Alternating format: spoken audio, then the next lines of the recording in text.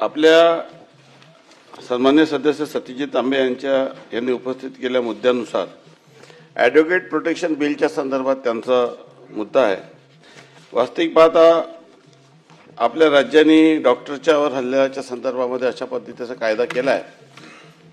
आणि या संदर्भामध्ये सर्व माहिती घेतल्यानंतर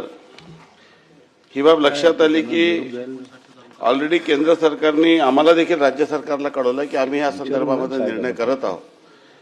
आणि केंद्र सरकारने जे पत्र दिले त्याची प्रत देखील मी आपल्याला या ठिकाणी उपलब्ध करून देतो। अशा पद्धतीचा कायदा जेव्हा केंद्र करत असल्याने आता राज्याला त्या करण्याची आवश्यकता वाटत नाही आणि केंद्राने देखील या संदर्भामध्ये आपल्याला अशा पद्धतीची एकदा तो निर्णय झाला तो ऑल ओव्हर इंडिया तो अप्लिकेबल होईल। प्रोटेक्शन हा प्रत्येकालाच पाहिजे आवश्यक आहे। आपण डॉक्टर केलं कारण प्रत्येकासाठी वेगळा कायदा करणं प्रत्येक राज्यांनी आणि केंद्राने वेगळं हे देखील योग्य नाही आणि त्यामुळे या संदर्भामध्ये आपण दिलेल्या सूचनेनुसार परत एकदा केंद्र सरकारकडे आपण या संदर्भामध्ये आता ते बाब त्यांच्या विचारात देणं कदाचित अंतिम टप्प्यातही असेल आणि त्यांना त्यांच्याशी या संदर्भामध्ये निश्चितपणे केंद्र शासनाची या संदर्भामध्ये चर्चा करण्यात येईल आणि जीवितास धोका असणाऱ्या व्यक्तींना पोलीस संरक्षण देण्याच्या संदर्भामध्ये ऑलरेडी आपला एक GR आहे। त्या GRची देखील प्रत मी आपल्याला उपलब्ध करून देतो आणि या माध्यमातून महाराष्ट्राच्या सर्व वकील मंडळीला किंवा इतर सर्व लोकांना देखील कळू इच्छितो की 4 जानेवारी 2018चा जो शासन निर्णय गृह विभागाचा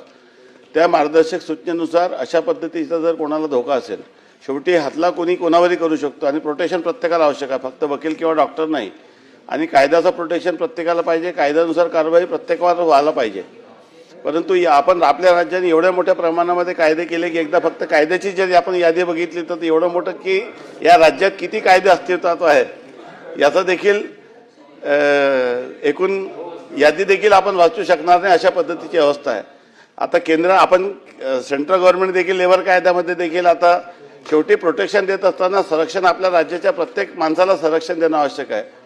आणि जीविता धोका असणारे ज्यांच्या जीविता धोका कारण की सर्व वकील मंडळीला धोका राहत नाही, काही लोकांना त्या संदर्भामध्ये धोका निर्माण असतो त्याच्या संदर्भात देखील आपण जे काही GR आहे तो मी आपल्याला या ठिकाणी उपलब्ध करून देतो आणि केंद्र सरकारकडे याबाबत निश्चितच पाठपुरावा करण्यात येईल।